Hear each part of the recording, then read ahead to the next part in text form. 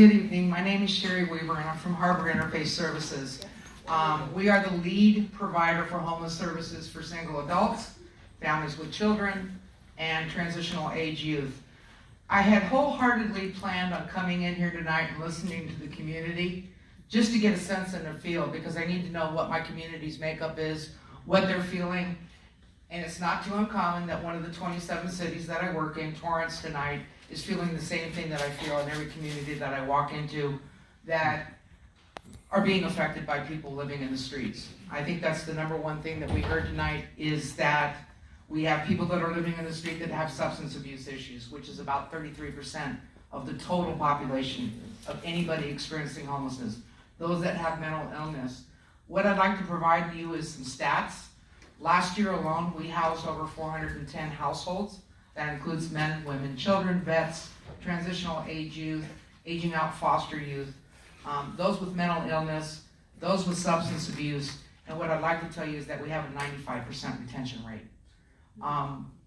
One of my greatest fears back when we started the coordinated entry system was how we were going to address people that had ongoing mental health issues and substance abuse issues.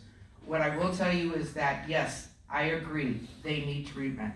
But I also found that once we get folks into housing with those wraparound supportive services, their conditions begin to change dramatically.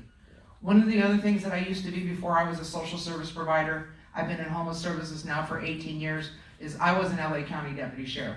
So I understand homelessness too from the law enforcement perspective. I went through the academy to help get the bad guys off the streets, not lock up people that didn't have housing, that returned to environments that weren't healthy. I remember many times when I worked at Civil Rights Institute and I used to see women get released, and I could see that nervous anticipation of going back into that unhealthy environment because they lacked housing. These are some things that we need to start to look at. The cost of people living on the streets is 3 times as expensive as it is to house them. If this is going to be a good business model and a good business practice, please keep in mind the dollars and cents. One of our neighboring communities, Redondo Beach, has put together a homeless city plan. We work side by side with law enforcement. We've eked out their top 10, and we have gotten them permanently housed. I want you to keep that in mind when you start thinking about the plan for this community. Thank you.